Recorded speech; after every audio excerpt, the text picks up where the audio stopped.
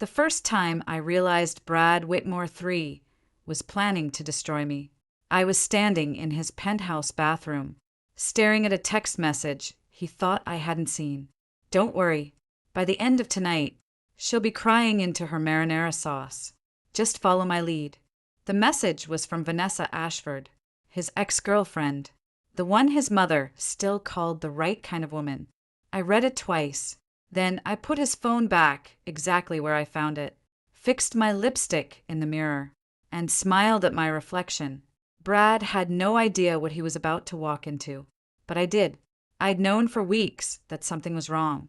The way he looked at me lately, like I was a project he was tired of working on.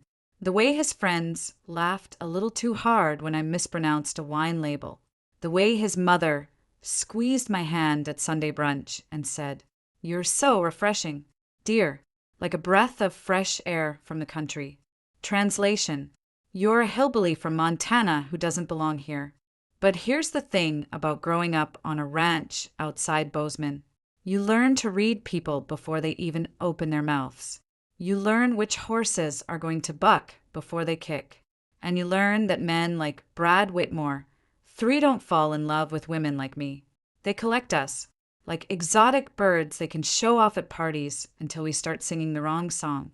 So when Brad walked into the living room that evening, adjusting his cufflinks and flashing that toothpaste commercial smile, I already knew tonight wasn't about celebrating our engagement. It was about putting me in my place. "You ready, babe?" he asked, kissing my forehead like I was a child.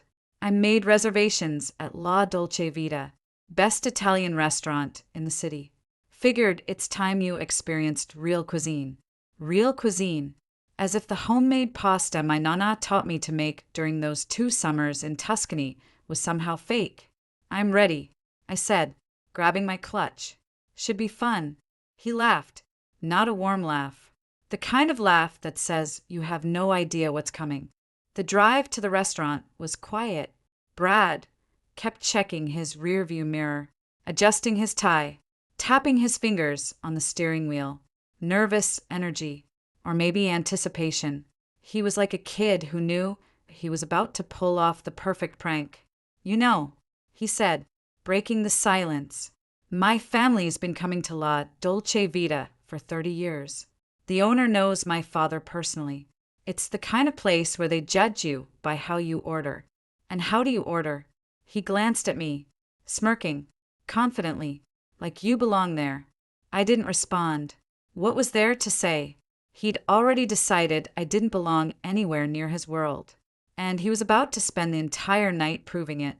The restaurant was exactly what I expected. Dim lighting, white tablecloths, waiters in bow ties who looked at me like I'd wandered in off the street. Brad's friends were already seated at a round table in the corner. 4 of them. 2 guys I recognized from his Yale days, and 2 women I'd never met before. One of them was Vanessa.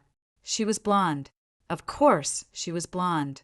Tall, thin, wearing a dress that probably cost more than my first car.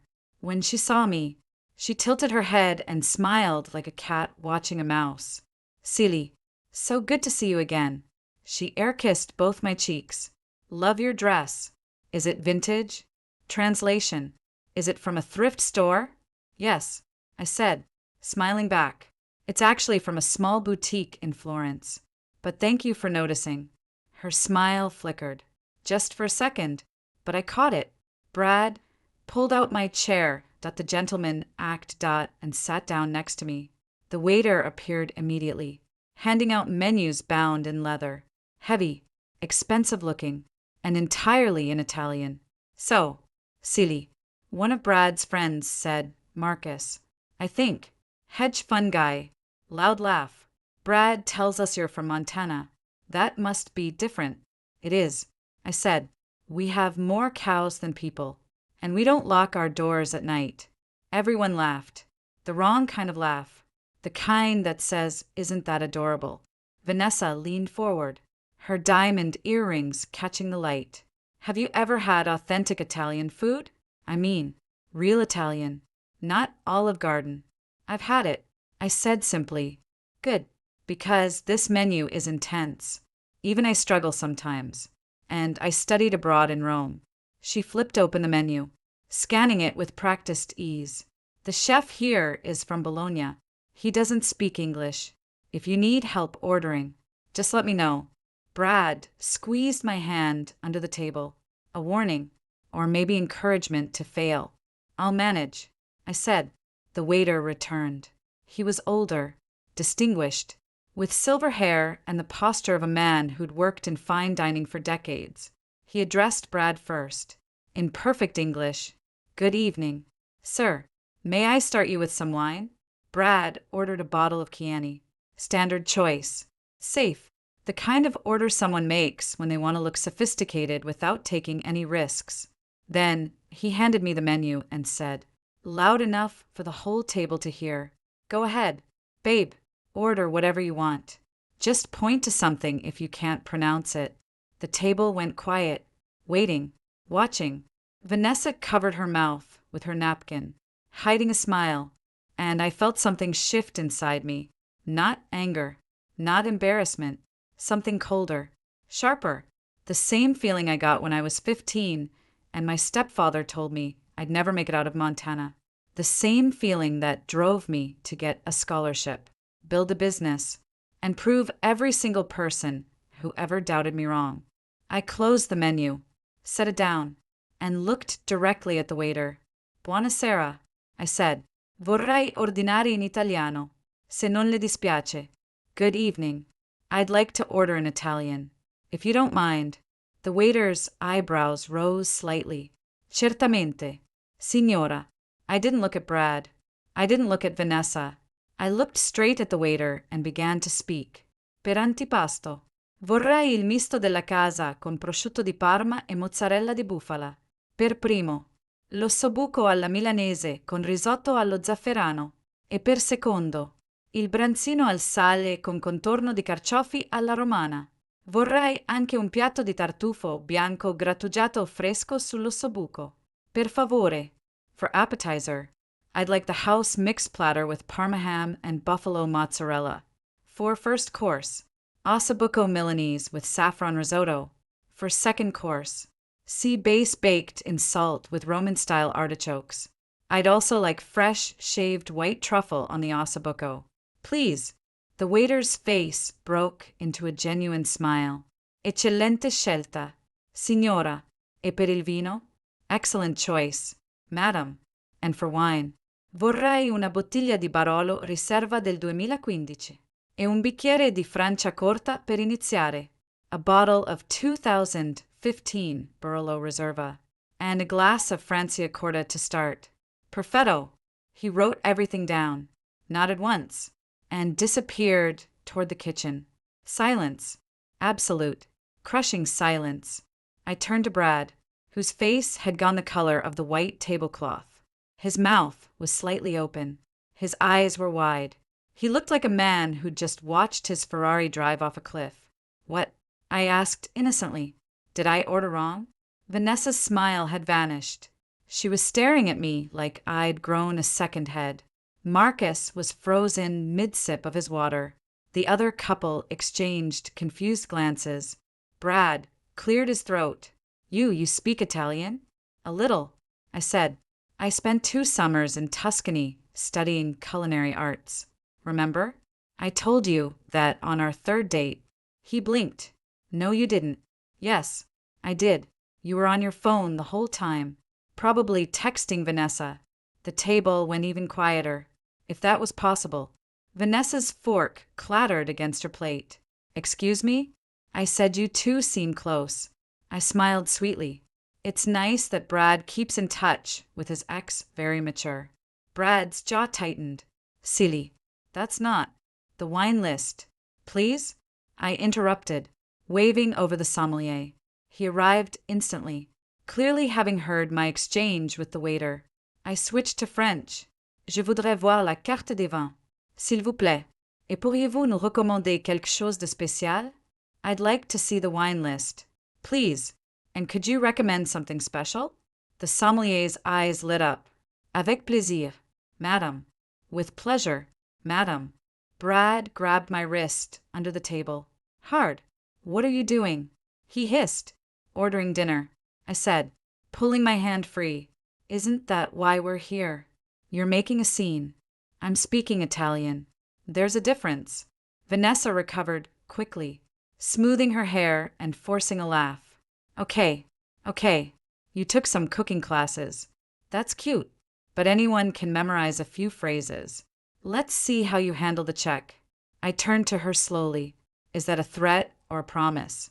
She didn't answer, but her eyes told me everything I needed to know. She and Brad had planned this. Together. The restaurant. The menu. The humiliation.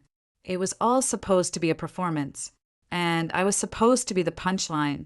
Except I'd read the script before I walked on stage. The sommelier returned with a bottle of Franciacorta, poured a taste, and waited for my approval. I swirled it, sniffed, sipped, and nodded. Perfetto. He filled my glass. Then Brad's. Brad didn't touch his. You know, I said, picking up my champagne flute. It's funny. You brought me here thinking I'd embarrass myself. But you forgot one thing. What's that? Brad asked, his voice flat. I'm not the girl you think I am. He stared at me. For a long moment, neither of us spoke. The candlelight flickered between us, casting shadows across his face. And for the first time since I'd met him, I saw something I'd never seen before. Fear. Not fear of losing me. Fear of being exposed. Fear of everyone at this table realizing that the powerful, confident Brad Whitmore III had just been outplayed by a girl from Montana who was supposed to be too stupid to know better. The appetizers arrived. The waiter placed the platter in the center of the table with a flourish. Prosciutto, mozzarella, olives, roasted peppers. It smelled like heaven.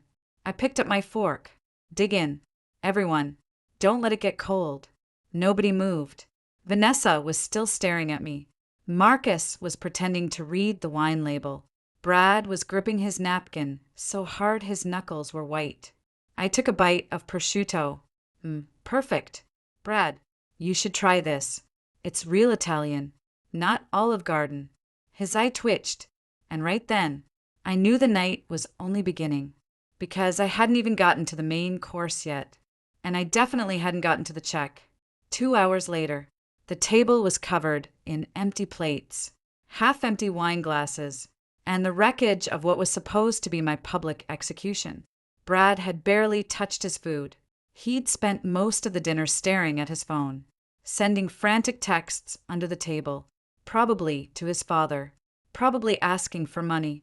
Vanessa had tried to regain control of the conversation multiple times, bringing up topics she assumed I knew nothing about. Art, politics, the stock market. Each time, I answered in detail, in multiple languages, until she finally gave up and started drinking heavily. Marcus, to his credit, seemed genuinely impressed. Where'd you learn all this stuff? Silly.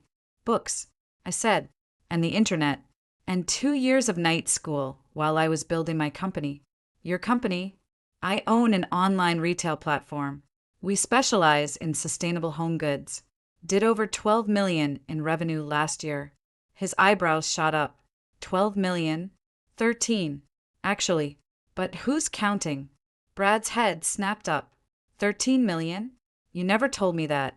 You never asked. You were too busy trying to teach me which fork to use. Vanessa snorted into her wine glass. The waiter appeared with the dessert menu. Brad waved him away. No, we're done. Just the check. Actually, I said, taking the menu, I'd like dessert. The tiramisu here is legendary. And perhaps some grappa to finish. Brad's face went pale. Silly. We've had enough. Speak for yourself. I ordered tiramisu, panna cotta, and 4 glasses of aged grappa for the table. The waiter beamed and disappeared. Are you insane? Brad whispered. Do you have any idea how much this is costing? You invited me. You pay. My card's going to. Decline? I smiled. I know. He froze. What did you say? I said I know. I know your family's in debt. I know your father's company is being investigated for fraud.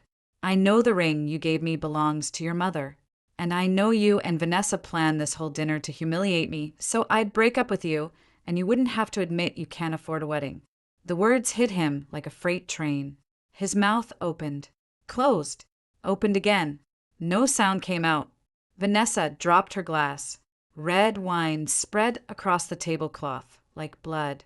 How? Brad stammered. How do you know all that? Because I'm not stupid. Brad, I'm just quiet. I leaned back in my chair. I've known for months. I just wanted to see how far you'd go. The check arrived. Silver tray.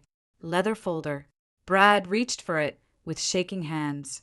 He opened it. His face went gray. How much? Vanessa whispered. Brad didn't answer. He pulled out his wallet. Credit card. Declined. Second card. Declined. Third card. Declined. The waiter stood patiently. Sir, is there a problem? I need to make call. Of course. Sir. Brad stood up, knocking his chair backward. He stumbled toward the bathroom. Phone pressed to his ear. I could hear his voice echoing off the marble walls. Pleading. Begging. Vanessa looked at me, for the first time all night. There was no malice in her eyes, just respect.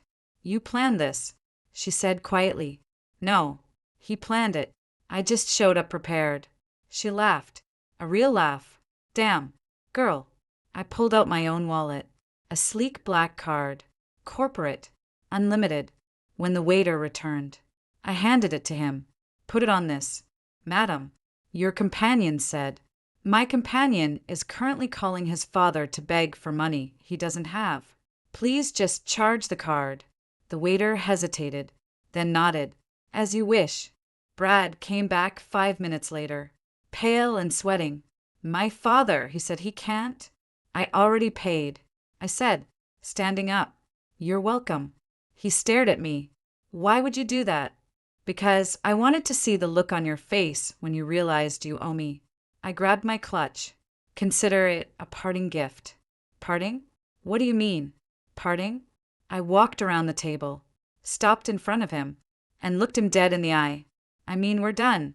Brad, the engagement is off. The wedding is canceled. And if you ever try to contact me again, I'll make sure everyone in this city knows exactly what you tried to do tonight. You can't do this. I just did. I turned to Vanessa. He's all yours. Try not to let him bankrupt you. She raised her glass. Cheers to that. I walked out of La Dolce Vita without looking back. The cool night air hit my face, and for the first time in months, I felt like I could breathe. Behind me, I heard Brad's voice shouting my name. Desperate, angry, broken. I didn't stop, because I knew something he didn't. This wasn't the end of the story. It was just the beginning. The silence at the table stretched so long I could hear the ice melting in Vanessa's water glass. Brad's hand was still frozen on the edge of the table, his knuckles white. He looked like a man who'd just watched his entire life flash before his eyes and realized he didn't like the ending. Silly, he said finally, his voice strained. Can I talk to you for a second? Privately? No, I said, picking up my fork. I'm hungry. We can talk after dinner. But the prosciutto is getting cold. Brad, eat. He didn't eat. He just sat there, staring at me like I was a stranger, which, in a way, I suppose I was. He'd spent 6 months believing I was a simple country girl who needed his guidance, his protection, his superiority, and in 10 seconds of fluent Italian, I'd shattered that illusion completely. Vanessa recovered first. She always did. She had the survival instincts of a cockroach, and no matter how many times you stepped on her, she found a way to crawl back. Okay, she said, forcing a bright smile. That was impressive, really. But memorizing a menu isn't the same as speaking a language. Anyone can learn a few phrases with enough practice. Is that what you tell yourself? I asked, reaching for a slice of mozzarella. Her smile tightened.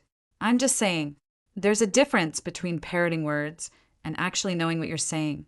Then you won't mind if I test you. Test me? Sure. I switched to rapid-fire Italian. Qual è il tuo piatto preferito della cucina italiana? E sai spiegarmi la differenza tra la pasta all'uovo e quella di semola? Oppure preferisci parlare di qualcosa che capisci veramente? Come i prezzi dei vestiti firmati. What's your favorite Italian dish? And can you explain the difference between egg pasta and semolina pasta?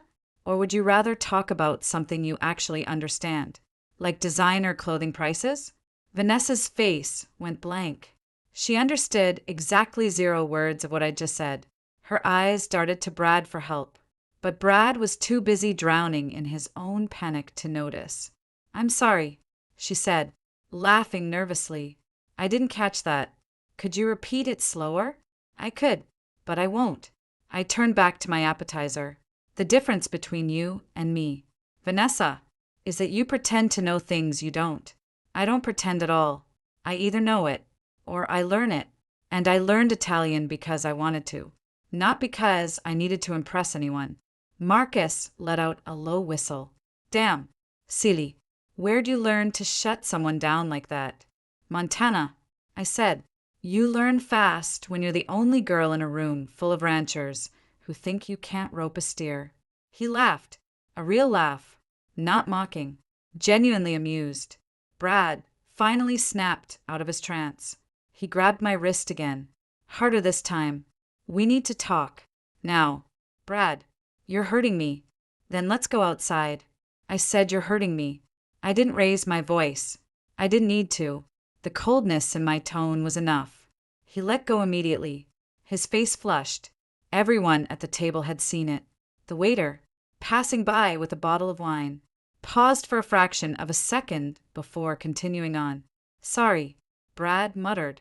I need to explain something. You can explain after dinner. Right now. I want to enjoy my meal. I signaled to the waiter. Il Barolo. Per favore. The Barolo. Please. The waiter brought the bottle, presented it, and waited for my approval. I examined the label, nodded, and watched as he poured a small amount into my glass. I swirled it, inhaled the aroma, and took a sip. Perfetto. Grazie. Prego. Signora. Brad watched this entire ritual with a mixture of horror and disbelief. He'd never seen me do this before. He'd never asked me to do this before. He'd assumed I didn't know, so he'd never bothered to find out. That was his mistake. Assuming. The ossobuco arrived. The waiter placed it in front of me with theatrical precision. The aroma of braised veal, saffron, and bone marrow filled the air. It smelled like Florence, like the tiny trattoria where I'd spent my 20th summer learning to roll pasta by hand. This looks incredible, I said. It is, the waiter replied. The chef prepares it for 48 hours. It is his signature dish.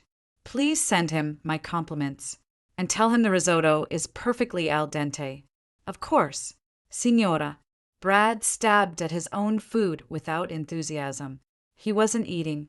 He was pushing pieces around his plate, creating the illusion of consumption while his mind raced somewhere else.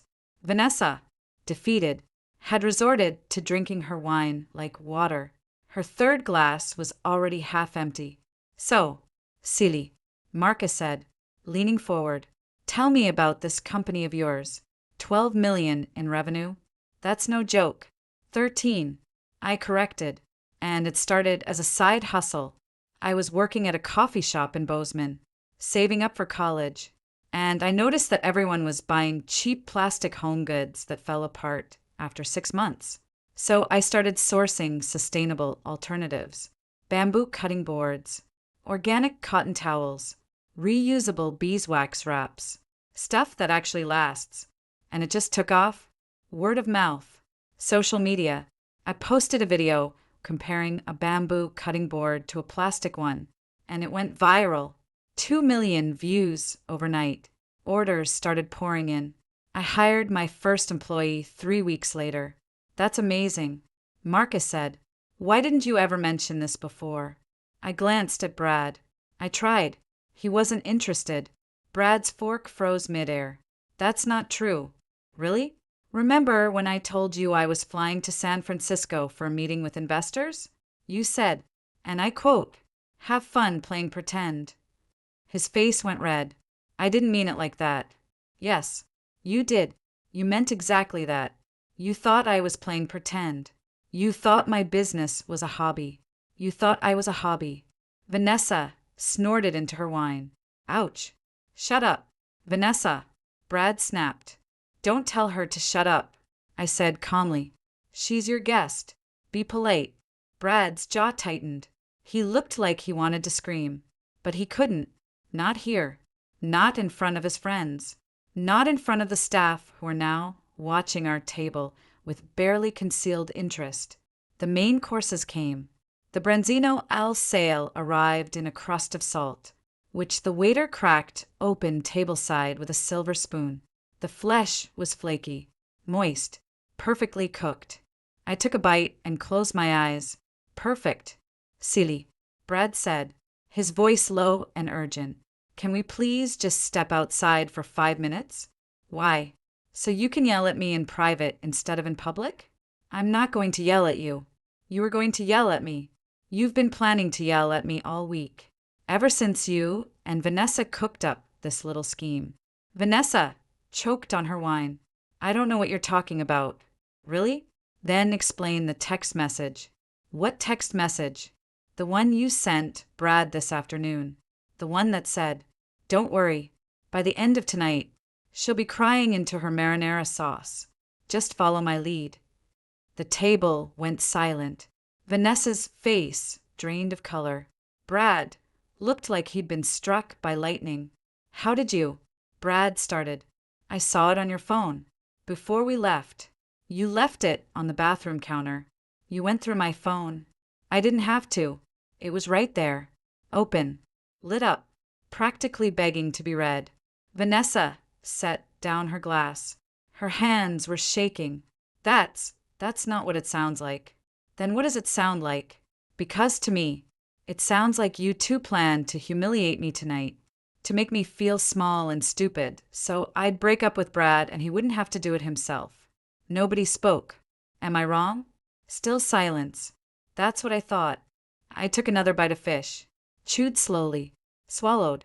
You know what the saddest part is? I said, I actually loved him. Or I thought I did. I thought he saw something in me that no one else saw. But he didn't. He saw a project. Something he could mold and shape and show off until he got bored. Silly. That's not. Brad started. Let me finish. I held up my hand. I'm not angry. Brad, I'm disappointed. I gave you 6 months of my life. 6 months of patience. 6 months of pretending not to notice when you corrected my grammar or rolled your eyes at my accent. I did that because I wanted to believe you were better than this. I am better than this. No, you're not. You're exactly what you've always been.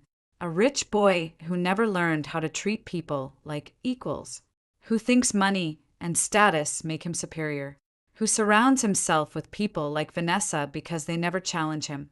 Vanessa opened her mouth to protest, then closed it. I'm done, I said. I'm done pretending. I'm done shrinking myself to make you comfortable. I'm done being the punchline of a joke I didn't know I was in. I pushed back my chair and stood up. Sit down, Brad said. His voice was sharp, commanding, the voice of a man used to being obeyed. No, sit down. Silly. We're not finished. We're finished. We've been finished for months. You just didn't have the guts to admit it. I pulled out my wallet, removed my black card, handed it to the waiter, who had appeared at my elbow like magic. The check. Please, put it on this. Madam, your companion is broke. Trust me. The waiter took the card without argument. He'd seen enough drama in this restaurant to know when to pick a side. Brad stood up too. His chair scraped against the floor. You can't do this. I just did. You're making a huge mistake. No, Brad. The mistake was thinking I needed you. I turned to face him fully. I don't need your money. I don't need your name. I don't need your approval. I built my life from nothing, and I'll keep building it without you. Vanessa was staring at me with something that looked almost like admiration. Marcus was grinning. The other couple looked like they wished they'd stayed home. "You'll regret this," Brad said, his voice trembling with rage. "No one will ever want a woman who humiliates men." I laughed. Actually laughed. "Is that what you think happened here? That I humiliated you?" I shook my head. "You humiliated yourself. You brought me to this restaurant to watch me fail. And when I didn't, you couldn't handle it. That's not my problem. That's yours." I signed the receipt the waiter handed me, added a generous tip, slid my card back into my wallet. "Enjoy the rest of your dinner," I said. "The tiramisu is excellent. I recommend it." And I walked away. Brad called my name. Once, twice, 3 times. I didn't turn around. I walked through the restaurant, past the bar, past the hostess station, past the couples on dates, and the businessmen closing deals. I could feel their eyes on me. I could hear the whispers starting. But I didn't care, because I wasn't the girl who walked into that restaurant anymore. I was the girl who walked out. The parking lot was cold, empty. The streetlights cast yellow pools on the asphalt. I got to my car, got a beat-up Subaru I'd bought with my first paycheck, and fumbled for my keys. "Silly," Brad's voice, echoing across the lot. I ignored him, unlocked the door. "Silly." Wait. Footsteps. Running. He grabbed my arm, spun me around. "Don't walk away from me," he said, breathing hard. "You don't get to walk away from me. Get your hand off me. Not until you listen." I said, "Get your hand off me." He didn't let go, so I twisted my arm, broke his grip, and stepped back. "Touch me again," I said, my voice low and dangerous, "and I'll call the cops. See how that looks for your family's reputation." He froze. "You wouldn't. Try me."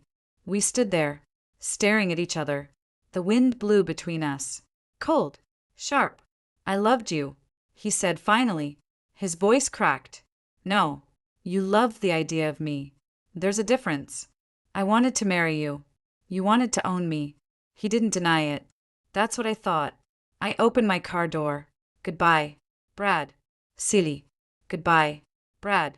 I got in, started the engine, drove away without looking back. In the rear-view mirror, I saw him, standing alone in the parking lot, hands in his pockets, head bowed. I felt nothing, absolutely nothing. And that, more than anything, told me I'd made the right choice. I drove home in silence. No music, no radio, just the hum of the engine and the rhythm of my own breathing. My apartment was small, modest, a 1-bedroom in Brooklyn that I'd furnished with secondhand furniture and plants I'd propagated myself. It wasn't a penthouse. It wasn't glamorous, but it was mine. I kicked off my heels, changed into sweatpants, made a cup of tea, and then I sat on my couch, wrapped in a blanket, and let myself feel everything I'd been holding in all night. Relief, sadness, anger, freedom, mostly freedom. I picked up my phone, scrolled through my contacts, stopped on a name I hadn't looked at in months. Marco, the chef from Florence, the one I'd spent that second summer with, the one who'd taught me to make pasta, to speak Italian, to appreciate food as art. I'd ended things when I met Brad, thought I was moving on to something better. Stupid. I typed a message, deleted it, typed it again, deleted it again. Finally, I just wrote, "Hey, I'm in New York. If you're ever in town, I'd love to see you." I hit send before I could change my mind. 3 seconds later, my phone buzzed. "I'm in New York next week. Dinner?" I smiled. Dinner. And for the first time all night, I felt like myself again. I didn't sleep that night. Not because I was sad. Not because I was replaying every moment of the disaster at La Dolce Vita. I didn't sleep because I was wired. Electric. Like I'd just run a marathon, and my body hadn't caught up to the fact that I'd already crossed the finish line. At 3 a.m., I gave up on rest entirely. I made coffee, opened my laptop, and started working. There were emails to answer, suppliers to contact, a new product launch to plan. My business didn't care that I'd just ended my engagement. My business didn't care about anything except results. That was why I loved it. By 7 a.m., I'd responded to 47 emails, finalized a contract with a manufacturer in Portugal, and drafted a marketing campaign for our fall collection. My phone buzzed with notifications, orders coming in, reviews being posted. The machine kept running, and I kept feeding it. Around 8, my phone rang. Unknown number. I almost didn't answer. Hello. Silly. It's Marcus. From last night. I sat up straighter. Marcus. How did you get my number? Brad. Well, I took it from Brad's phone while he was in the bathroom. Hope that's not weird. It's a little weird. Yeah. Fair. Look, I just wanted to say that was incredible. What you did last night. I've known Brad for 10 years, and I've never seen anyone stand up to him like that. He deserved it. He did. He absolutely did. A pause. Listen, I know this is random, but I'm in venture capital, early stage funding, and I've been thinking about what you said about your company. 13 million in revenue? Bootstrapped? That's rare. That's really rare. Are you offering me money? I'm offering to talk. No pressure. Just coffee. Or a drink. Whatever works. I considered it. Marcus seemed genuine. And unlike Brad, he hadn't laughed at me once during dinner. He'd listened. He'd asked questions. That counted for something. Send me an email. I said, I'll look at your portfolio and get back to you. Fair enough. I'll send it today. Good. Oh, and Celie? One more thing. What? Vanessa called Brad this morning, screaming. Apparently, her boyfriend found out about the whole plan and dumped her. So she's blaming Brad for ruining her relationship. I almost laughed. Almost. That's not my problem. No, but I figured you'd enjoy knowing. I do. Thanks. Marcus. Anytime. I hung up and stared at my phone. Vanessa got dumped. Brad was alone. The universe had a funny way of balancing things out. The next few days passed in a blur. I threw myself into work. 12-hour days. 15-hour days. I visited warehouses, met with designers, negotiated shipping rates. I was building something, and I didn't have time to look back. Brad called 17 times. I blocked his number after the 5th. He emailed. I deleted without reading. He showed up at my apartment building. I told the doorman to call the police if he saw him again. By Friday, I'd almost forgotten he existed. Almost. Friday evening, I was in my apartment, reviewing a contract, when my phone buzzed with a text from an unknown number. Celie, it's Marco. Landed in NYC. You free tonight? My heart did something strange. A flutter. A skip. Something I hadn't felt in months. I typed back. I'm free. Where are you staying? Soho Grand. Come have a drink with me. Give me an hour. I showered. Changed. 3 times. Finally settled on a black dress. Simple. Elegant. The kind of thing I'd bought in Florence and never had the courage to wear around Brad because he would have made some comment about how it was too much for me. It wasn't too much. It was perfect. The Soho Grand lobby was buzzing when I arrived. Tourists. Business travelers. Couples on romantic weekends. I spotted Marco immediately. He was sitting at the bar, nursing a glass of wine, scrolling through his phone. He looked the same as I remembered. Dark hair, warm brown eyes, the kind of smile that made you feel like you were the only person in the room. He looked up as I approached, and his face broke into that exact smile. Silly. He stood up, hugged me, kissed both cheeks. European style. You look beautiful. You look the same. Liar. I have more gray hair. He pointed at his temples. Stress. Running a restaurant will do that to you. You love it. I do. I complain. But I love it. He gestured to the seat next to him. Seat, tell me everything. I want to know why you suddenly messaged me after 8 months of silence. I sat down, ordered a glass of wine, took a deep breath. I was engaged. His eyebrows shot up. Was, was, past tense. It ended 3 days ago. Ah, he nodded slowly. And I am the rebound? No, you're the reminder. Reminder of what? Of who I was before I got lost. He studied me for a long moment. Then he raised his glass. To finding yourself again. I clinked my glass against his. To finding myself again. We drank. Tell me about him. Marco said. The fiancé. Do you really want to know? I want to know everything. But mostly, I want to know why a woman like you would ever settle for a man who made her forget herself. I told him. Everything. The dinners where Brad corrected my vocabulary. The parties where he introduced me as my girlfriend from Montana like it was a punchline. The way his mother looked at me like I was a stray dog she was allowing inside temporarily. The restaurant. The Italian. The text messages. The check. Marco listened without interrupting. When I finished, he shook his head slowly. This man is an idiot. He's a rich idiot. There's a difference. No, there isn't. He leaned forward. You speak Italian. You cook Italian. You understand food in a way most people never will. And he wanted to hide that? To make you smaller? He wanted to control me. And now he's broke. Alone. And probably crying into his mother's shoulder. Marco laughed. A deep, genuine laugh. Good. He deserves worse. Maybe. But I don't care enough to give it to him. That's the healthiest thing you've said all night. We talked for hours. About Florence. About his restaurant.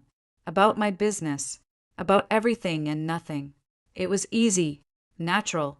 The way conversation should be when you're with someone who sees you as an equal. At midnight, Marco checked his watch. I have to be at a meeting tomorrow at 7, but I want to see you again. Properly. Dinner. Tomorrow night. I thought you were leaving next week. I extended my trip. Had a feeling I might want to stay longer. I smiled. Tomorrow night works. Good. I'll pick you up at 8. He walked me to the lobby entrance. Kissed my cheek. Lingered for just a second longer than necessary. Sleep well. Silly. You too. Marco. I walked home through the streets of Soho. The city lights reflecting off the wet pavement.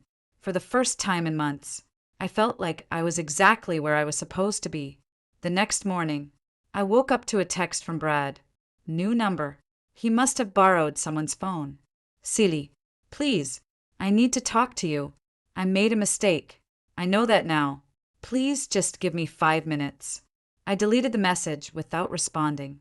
Then another text came through. Same number. I'm outside your building. Please. I walked to the window. Looked down. Sure enough, there he was, standing on the sidewalk, looking up at my apartment, phone in hand. He looked terrible. Unshaven. Bloodshot eyes. Wearing the same suit from 3 days ago. Now wrinkled and stained. I opened the window. Leaned out. Brad, go home. Silly. Please, just come down. 5 minutes. That's all I'm asking. There's nothing to say. There's everything to say. I was wrong. I was stupid. I let Vanessa convince me. You're a grown man. You don't get to blame Vanessa for your choices. He flinched. You're right. You're right. I take full responsibility. I was jealous. And scared. And I handled it the worst possible way. Handled what? You. Your success. The fact that you didn't need me. I've never been with a woman who didn't need me before. And it terrified me. I stared at him. So your solution was to humiliate me? I wasn't thinking. I was panicking. I thought if I could make you feel small, you'd stay. You'd need me to build you back up. That's the most messed up thing I've ever heard. I know. I've been seeing a therapist. I started yesterday. I'm getting help. Good. Keep going. Silly. Brad, listen to me carefully. I'm not coming downstairs. I'm not giving you 5 minutes. I'm not giving you 1 minute. What we had is over. It's been over. You just didn't realize it until I walked out of that restaurant. His face crumpled. I love you. No, you loved controlling me. There's a difference. He opened his mouth to argue, then closed it. Because he knew I was right. Go home, Brad. Take a shower, get some sleep, and stop showing up at my building, or I will file a restraining order. I closed the window, drew the curtains, sat down on my couch, and took a deep breath. My phone buzzed one more time. I'm sorry for everything. I didn't respond. That night, Marco picked me up at exactly 8 o'clock. He took me to a small Italian restaurant in Greenwich Village that wasn't even listed on Google Maps. The kind of place you only knew about if you were in the industry. The owner greeted him like family, kissed both cheeks, led us to a table in the back, away from the crowd. This is where the real Italians eat, Marco said, handing me a menu. No tourists, no pretensión, just food. I looked at the menu, handwritten, changing daily, all in Italian. Impressive, I said. Read it to me. I raised an eyebrow. Testing me? Always. I read the menu aloud. Every dish, every ingredient, every preparation method. Marco listened, nodding along, a small smile playing at the corners of his mouth. When I finished, he leaned back in his chair. You haven't lost it. I told you. I learned it because I wanted to, not because I needed to impress anyone. That's why it stuck. He signaled the waiter, ordered for both of us in rapid Italian, then turned back to me. I have a proposition. Business or personal? Both. Go on. My restaurant in Florence. I'm opening a second location. In New York. I've been looking for a partner. Someone who understands food, business, and the bridge between American and Italian culture. I blinked. You're offering me a partnership? I'm offering you a conversation about a partnership. I need to see your books, meet your team, understand how you operate. But based on what I've seen so far, he shrugged. I think we could build something special. I have my own company. I'm not looking for a new career. I'm not asking you to abandon your company.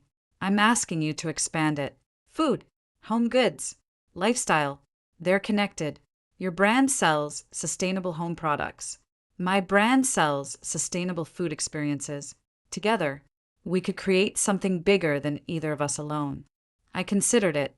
The idea was bold, risky, exactly the kind of thing I would have jumped at before Brad convinced me to play small. Show me the numbers, I said. If they make sense, we'll talk. Marco grinned. That's all I ask. The food arrived. Homemade pasta, fresh seafood, a bottle of wine that Marco selected personally. We ate.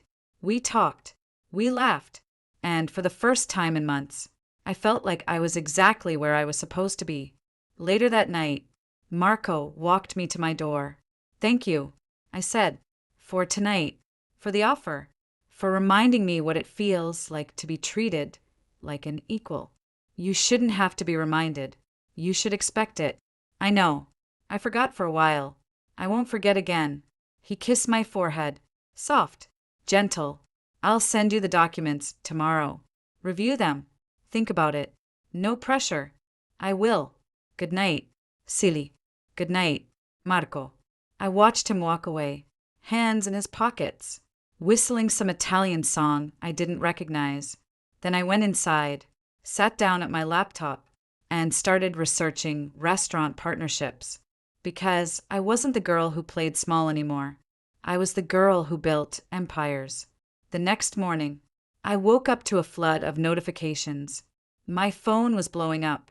Texts, emails, social media mentions. I opened Instagram first, and there it was, a post from Brad, public, tagged to my account.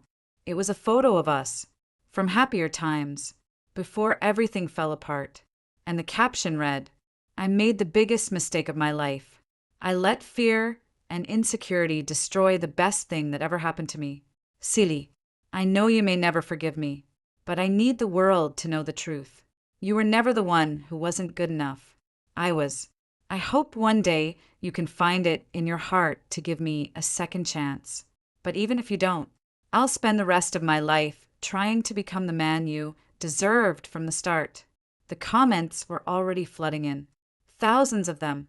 Some supportive, some critical, most of them asking who I was and what had happened. I stared at the screen for a long moment. Then I closed the app, put down my phone, and made coffee. Brad's public apology changed nothing. It didn't undo the months of subtle cruelty. It didn't erase the dinner he'd planned to destroy me. It didn't make me trust him again. But it did one thing. It proved that I had won. Not because I'd beaten him, but because I'd refused to let him beat me. And that was a victory no apology could take away. 6 months later, I stood in the middle of a construction site in Tribeca, wearing a hard hat and holding a blueprint. And I realized I had never been happier in my entire life. The space was raw, exposed brick, concrete floors, steel beams, but in 6 weeks, it would be something else entirely. It would be Silo, the first collaborative restaurant home, goods, concept in New York City. Half Italian kitchen, half retail showroom, Marco's recipes, my products, a fusion of everything we'd both built separately, now combined into something neither of us could have created alone. You look like you're about to cry, Marco said, walking up behind me. I'm not crying. I am sweating. It's 50 degrees in here. Emotional sweating. He laughed and handed me a coffee. The contractor says we're ahead of schedule. 2 weeks early. Maybe 3. Don't jinx it. I don't believe in jinxes. I believe in hard work and good timing. He wrapped an arm around my waist. And we have both. I leaned into him.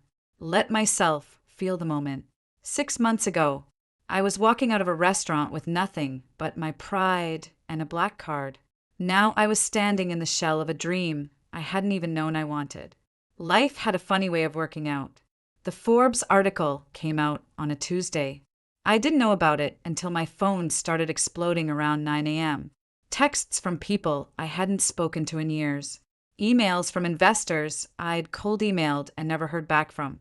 A flood of LinkedIn connection requests. My assistant, Rachel, burst into my office without knocking. Have you seen it? Seen what? She thrust her phone in my face. The Forbes homepage, a headline in bold letters. From ranch to riches. How Silly Morrison built a $1 million empire by ignoring everyone who told her she couldn't. Below it was a photo of me, not a professional headshot, a candid shot from the construction site, hard hat on, sleeves rolled up, pointing at something off camera. I looked focused, determined, alive. I read the article in silence. It covered everything.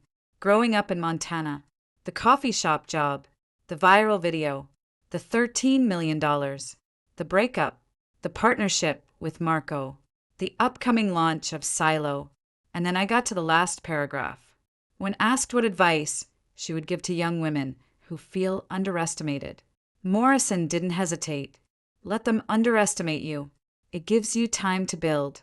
And when you're ready, show them exactly what you're made of. I put down the phone, looked at Rachel. This is going to be a weird day. Your calendar is already blown up. 3 interview requests, 2 podcast invitations, and someone from Ellen's team reached out. Ellen, as in Ellen DeGeneres? As in Ellen DeGeneres. I sat down. Okay, that's a lot. You're a celebrity now. Get used to it. I wasn't sure I wanted to be a celebrity, but I was sure I wanted to build my business. And if the tension helped that, I'd figure out the rest later. The interview requests kept coming. I accepted a few, declined most. I didn't want to be famous. I wanted to be successful. There's a difference. One request I didn't decline was from a podcast called The Breakfast Club. They had millions of listeners, diverse audience, exactly the kind of reach I needed for the Silo launch. I showed up at the studio at 7 a.m., nervous but composed. The host, Charlemagne, greeted me with a skeptical look. You're the girl from Forbes? I'm the girl from Montana. He laughed. I like you already. Let's talk. The interview lasted 45 minutes. We covered my childhood, my business, my philosophy on success. Charlemagne was tough but fair. He pushed back on my answers, challenged my assumptions, made me defend my positions. And then, 20 minutes in, he asked the question I'd been dreading. So what happened with your ex-fiancé? The rich dude who tried to embarrass you at that Italian restaurant? I paused, considered deflecting, decided against it. He tried to humiliate me. It backfired. I walked out. End of story. End of story? Come on. I heard he posted a public apology. Went viral. Lost a bunch of followers when people found out what he did. I don't follow his social media. You don't follow it. Or you don't care. I don't care. I leaned forward. Look, I'm not defined by what he did to me. I'm defined by what I did after. And what I did after was build something bigger than both of us. Charlemagne nodded slowly. I respect that. I really do. But I gotta ask, do you ever think about him? Wonder what he's doing now. Honestly, no. I don't have the bandwidth. I'm too busy building my future to worry about my past. The studio audience applauded. Charlemagne grinned. That's how you close an interview. Silly Morrison. Everybody. I walked out of the studio, feeling like I'd just run a marathon. Exhausted, elated, ready for whatever came next.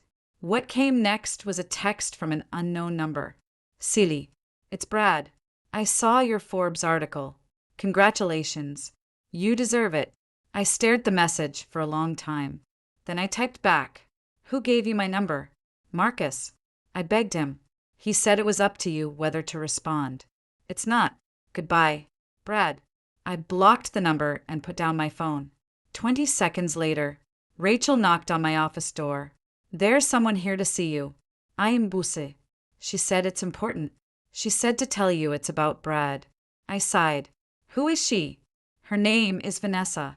Vanessa Ashford looked nothing like the woman I'd met at La Dolce Vita. She was thinner, paler. Her blonde hair was pulled back in a messy ponytail, and she was wearing sweatpants and a hoodie. No designer clothes. No expensive jewelry. She looked like she hadn't slept in a week. Silly. Thank you for seeing me. I didn't agree to see you. You showed up. I know. I'm sorry. I didn't know where else to go. I gestured to the chair across from my desk. Seat. Talk. You have 5 minutes. She sat down, clutching a paper cup of coffee like it was a lifeline. Brad's in trouble. Real trouble. Brad's not my problem. I know. But you're the only person who might be able to help him. Why would I help him? Because you're a better person than he deserves. She took a shaky breath. His family lost everything. The investigation into his father's company went public. They're being sued by investors. The government is freezing their assets. Brad's been cut off. No trust fund. No allowance. Nothing. That sounds like a natural consequence of fraud. It is. I'm not arguing that. But Brad didn't know. His father hid it from him. He thought the money was real. Ignorance isn't innocence. I know. She set down her coffee. He's living in a motel in New Jersey. He's been drinking. He lost his job. His friends abandoned him. His mother won't even take his calls. I lean back in my chair. And why does this concern me? Because he's going to kill himself. Silly. I'm not exaggerating. I've seen him. He's given up. He talks about ending it like he's talking about the weather. The words hit me harder than I expected. I didn't love Brad anymore. I didn't even like him. But I didn't want him dead. Have you told his family? They won't listen. They're too busy trying to save themselves. Have you called a crisis hotline? Gotten him professional help? He won't accept it. He says he doesn't deserve help. She looked at me with desperate eyes. But he might listen to you. Why would he listen to me? I'm the last person he wants to hear from. Because you're the only person he ever respected. Even when he was trying to destroy you. He respected you. He was afraid of you. And people only fear those they respect. I stared at her for a long moment. Then I picked up my phone. Give me his address. The motel was exactly what I expected.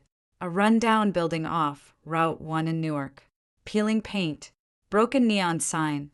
A parking lot filled with cars that had seen better decades. I knocked on room 12. No answer. I knocked again. Brad, open the door. Silence. I know you're in there. Vanessa told me everything. Open the door, or I'm calling the police. A long pause, then the sound of locks clicking. The door creaked open. Brad looked like a ghost. He was gaunt, unshaven. His eyes were hollow, rimmed with red. He was wearing the same clothes he'd probably worn for days. The room behind him was a disaster. Empty bottles, dirty plates, sheets tangled on a mattress that had seen better days. Silly. His voice was barely a whisper. You shouldn't be here. You're right. I shouldn't. I pushed past him into the room. But I'm here anyway. Sit down.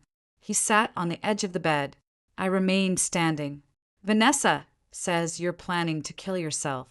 He didn't deny it. What's the point? I've lost everything.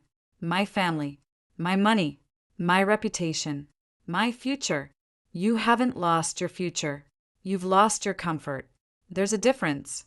He laughed bitterly. Easy for you to say. You're on the cover of Forbes. I'm on the cover of Forbes because I refuse to quit. You're in this motel because you did. He looked up at me. What do you want from me? Silly. An apology. You already got one. Publicly. I humiliated myself for you. I didn't ask you to do that. I know.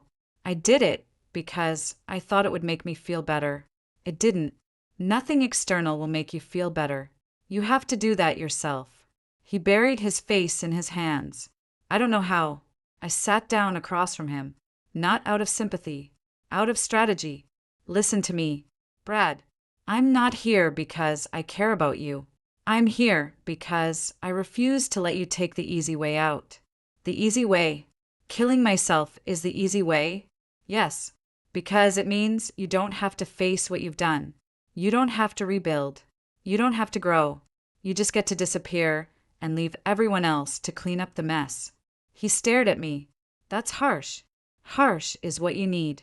You've spent your whole life being protected from consequences by your parents, by your money, by your name. And now that those protections are gone, you don't know how to exist without them. He didn't respond. I'm going to give you one chance. One. I have a friend who runs a rehabilitation program for people who've hit rock bottom. It's not a vacation. It's work. Real work. You'll have to earn everything. But if you complete it, you'll have a foundation to rebuild your life. Why would you do this for me? Because I believe in second chances. Not because you deserve one. Because everyone deserves the opportunity to earn one. He was quiet for a long time. Then he nodded slowly. Okay. I'll do it. I stood up. Good. Someone will contact you tomorrow with the details. Show up. Do the work. And don't contact me again unless you've completed the program. Silly. Don't. Don't thank me. Don't apologize.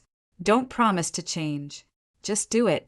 Prove it with action, not words. I walked to the door, paused, and Brad. Yeah, if you ever try to hurt yourself again, I will find you, and I will make you regret it more than you can possibly imagine. He almost smiled. I believe you. Good. Now take a shower. You smell terrible. I walked out of the motel, got in my car, and sat there for a full 5 minutes, processing what I'd just done. I had just saved my ex-fiancé's life, the same man who had tried to destroy me 6 months ago. Part of me wondered if I was crazy. Another part of me knew I had done the right thing, because the opposite of love isn't hate. It's indifference. And I wasn't indifferent to Brad. I pitied him. And pity, when wielded correctly, could be a powerful tool for change. 3 months later, Silo opened its doors. The launch was a success beyond anything I'd imagined.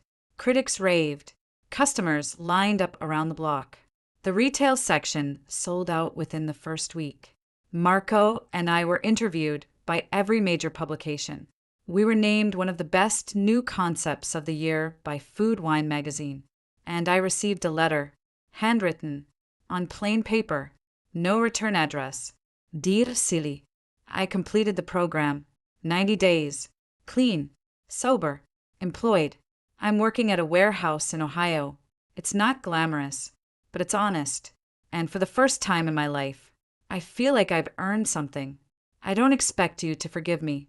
I don't expect you to respond. I just wanted you to know that you saved my life. Not because you owed me anything, because you chose to be kind when you had every reason not to be. I will spend the rest of my life trying to become the man you believed I could be. Thank you, Brad. I read the letter twice, folded it carefully, put it in my desk drawer. I didn't respond. I didn't need to. Some stories don't need closure. They just need to end. That evening, Marco and I sat on the rooftop of our new apartment, overlooking the Manhattan skyline. The city lights glittered below us like 1,000 tiny promises. "You're quiet tonight," Marco said. "Just thinking." About what? About how different my life is now compared to a year ago. About how close I came to settling for less than I deserved. He took my hand. "But you didn't." "No, I didn't." "Any regrets?" I thought about Brad, about Vanessa, about the restaurant, about the check, about everything that had led me to this moment. "No," I said, "not a single one." He smiled and kissed my forehead. "Good, because I have a question." "Okay." He reached into his pocket and pulled out a small velvet box. My heart stopped. Silly Morrison. He opened the box. Inside was a ring.